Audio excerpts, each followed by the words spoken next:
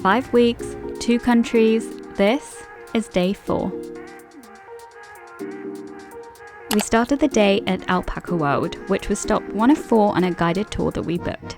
Sometimes it's really nice to have the day planned out for you. No decisions, no rushing, just turning up and letting things unfold. About 2 hours northeast of Seoul, tucked into the mountains of Gangchon province in the northern part, this is one of the biggest alpaca farms in South Korea. We waited in anticipation, feet in our hands, ready to meet the alpacas, and then they came. The weather was perfect, it was a beautiful summer day, there was lush greenery everywhere and fresh mountain air. It was a whole vibe. The alpacas were super gentle, but very interested in you if you had food.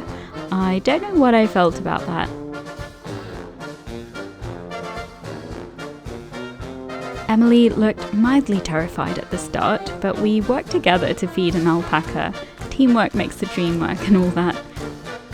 Overall, a success.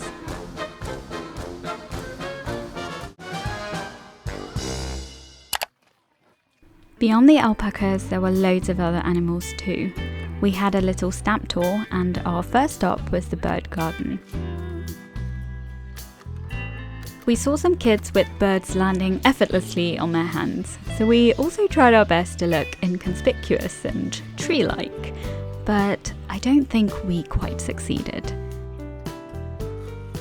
The birds were absolutely not interested and definitely judging us, and after standing there for far too long, we accepted defeat.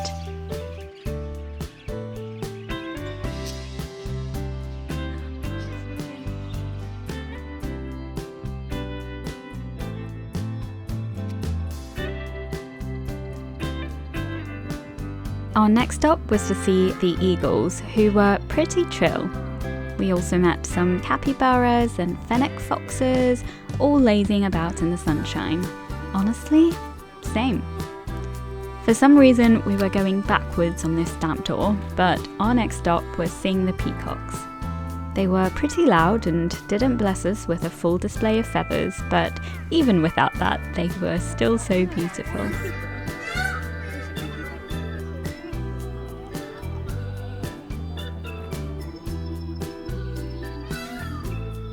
On our way out, we passed some duckies. They were so adorable that we had to stop to take some pickies.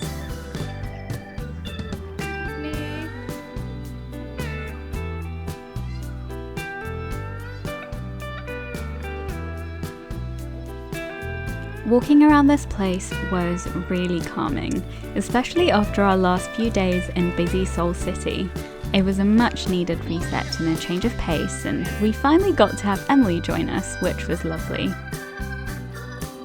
After a few more stamps acquired, we skipped the hilly bits of the stamp tour to give Emily's back a break and sat on a bench with some cold drinks instead. Before we knew it, it was already time to leave and head towards our next stop.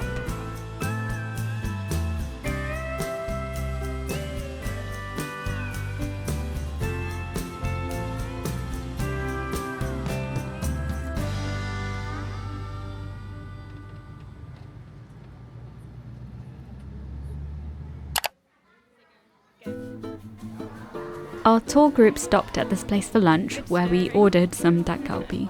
It wasn't the best food that I've had, but the company made up for it. I tried makgeolli for the first time, which is a traditional rice wine with a slightly fizzy, tangy taste. I wasn't blown away by it, but I didn't hate it either. I think I just need to try it again to see what I feel.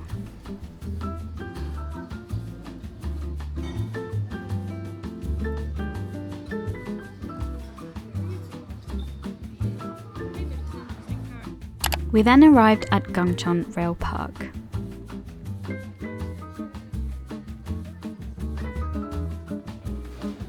We waited around for a bit before being taken to the rail bikes, which run along an old railway track through the countryside. Each bike fits 4 people, which worked out perfectly for us. I thought this was going to be a bit of a workout with all of the pedaling, but it was actually not bad at all.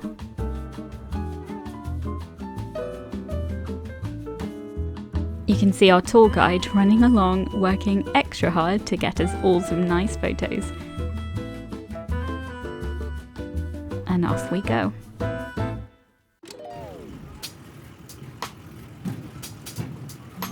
Whoever looked at an unused railway track and thought, this could be something beautiful, was an actual genius. The track runs through wide open scenery with mountains and paddy fields stretching out on either side and a river flowing alongside parts of the route. It felt meditative in a way, pedaling without really thinking about it, letting conversations drift in and out and letting my thoughts do the same. There was time to notice small things like the sound of the tracks beneath us, the warmth of the sun, the cool breeze, and just how calm everything felt.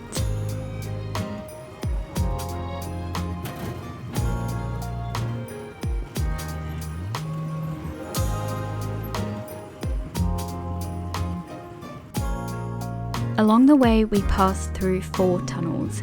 Having not looked up what each of our activities actually entailed, this was a nice surprise. The first tunnel was simple and short, with warm lighting and a calm, gentle atmosphere.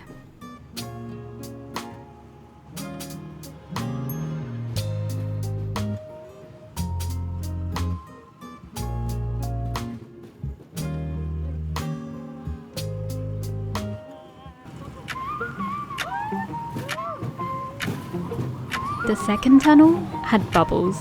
Need I say more?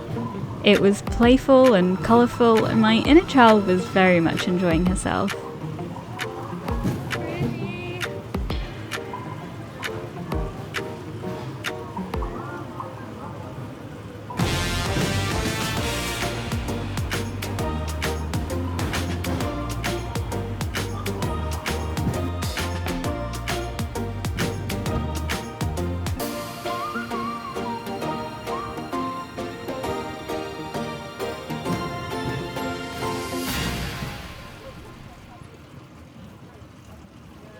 I remember reaching this point and feeling very reflective. I thought about how engrossed we get with the stresses of daily life that we forget that this is the point. To experience the world as it is, to be present, to feel the sun in your face and watch the birds fly and find joy in simply existing without needing to prove anything or reach the next milestone. There will always be another deadline, another goal to chase on an endless to-do list, another expectation waiting to be met. But it's moments like these that become the memories that we cherish, where life leaves its most enduring marks.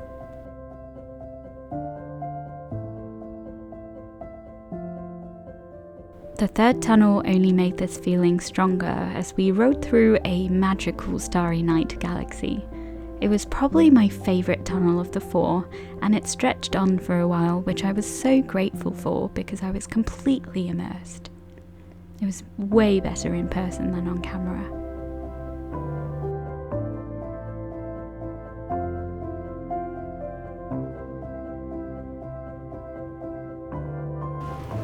As we emerged back into daylight, I was a little sad that it was over, but the beautiful river views waiting for us made up for it.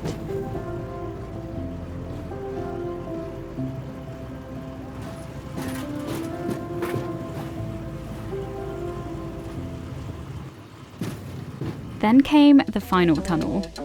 It really picked up the mood with basically a rave. You could feel everyone's energy lift at the same time and everyone was having a lot of fun. We heard people laughing behind us and saw people dancing in their bikes in front of us. Obviously, we were doing the same.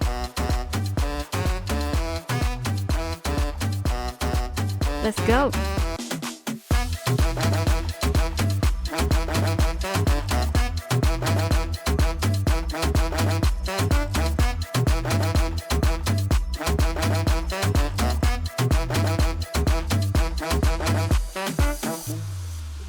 Shortly after, we reached our stop. It probably took us around 30 to 40 minutes for the ride, which was a perfect amount of time. Not too rushed, with plenty of views and surprises to add a sense of fun.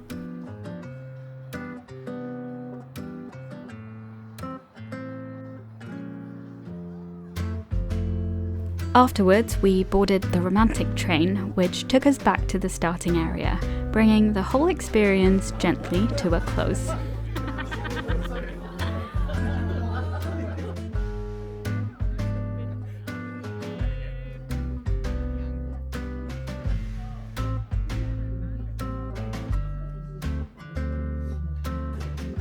We then set off to our next stop, Nami Island. This involved taking a 5-minute ferry ride across the river, or you could choose to zipline down from an 80-meter tall tower if you dared. Elle did. Nami Island is a half-moon-shaped island nestled in the river, famous not just for its natural beauty, but also as a filming location of a beloved 2001 K-drama called Winter Sonata, which apparently was very popular. We were told that the snowman sculptures found dotted throughout the area were in reference to the K-drama. Naturally, we took a lot of photos. The first thing you notice walking down this island is the beautiful tree-lined pathways. It's easy to just wander along and find interesting sculptures and other bits and bobs dotted around. We only had enough time to go through one pathway before looping round to the start, but after all the walking we had done today, that was fine with me.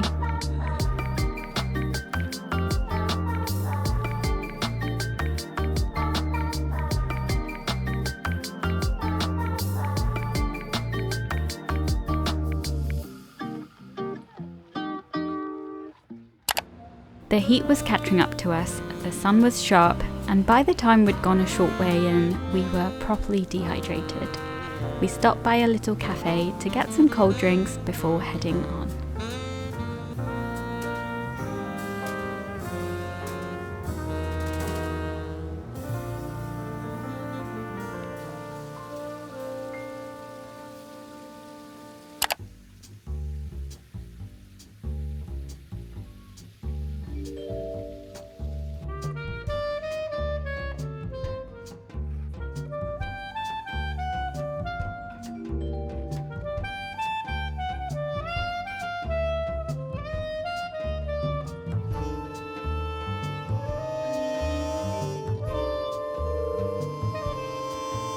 Somewhere between the shade and the sun again, we spotted a little gift shop along the way. I picked up a fridge magnet to add to my growing collection, and the others bought some trinkets.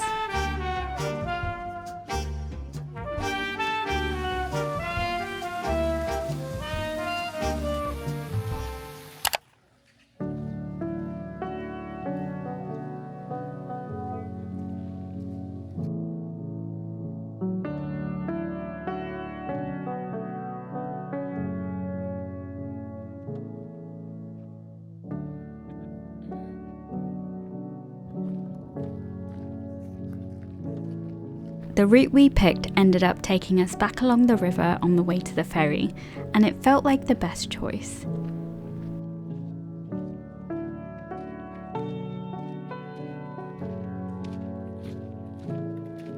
The water lapped gently and the ripples caught the light. It was satisfying to watch. We paused for a bit to enjoy the views before heading on.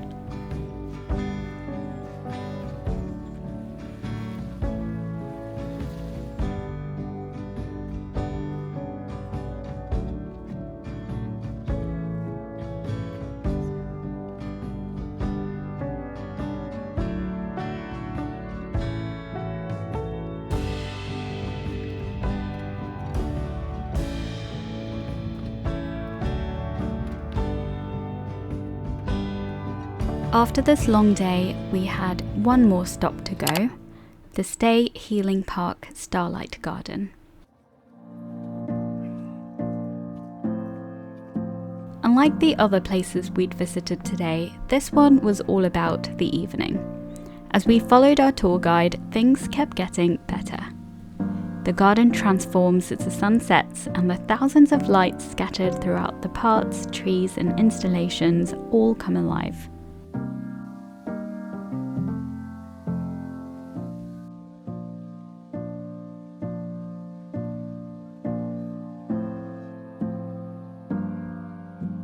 We wandered through slowly, taking it all in and letting ourselves just wind down. There were hundreds of installations and lights stretching in every direction. I couldn't help but wonder about the electricity bill.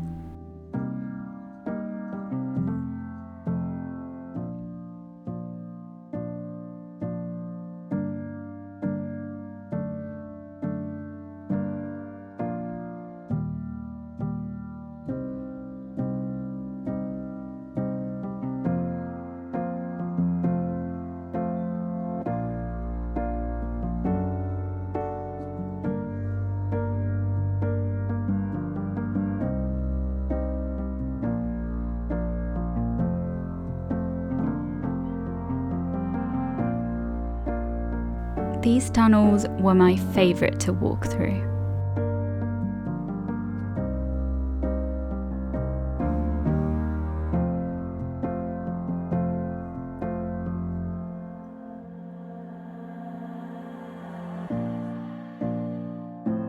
Eventually our tour came to an end and we were driven back to our drop-off point. After more than 12 hours of sightseeing, walking and exploring, I was completely exhausted by the end, and all I could think about was getting home and lying flat on my bed. But of course, as soon as we reached our stop, some mysterious little surge of energy hit me. So Elle and I decided to finish off the day with some fried chicken. We all know South Korea has a reputation for their fried chicken, so I was beyond excited to be trying it for the first time. It did not disappoint. Crispy, juicy, perfectly seasoned, it was the perfect little reward for a day that had been long but absolutely worth it. And like that, the day came to a close, leaving me pleasantly tired and completely satisfied.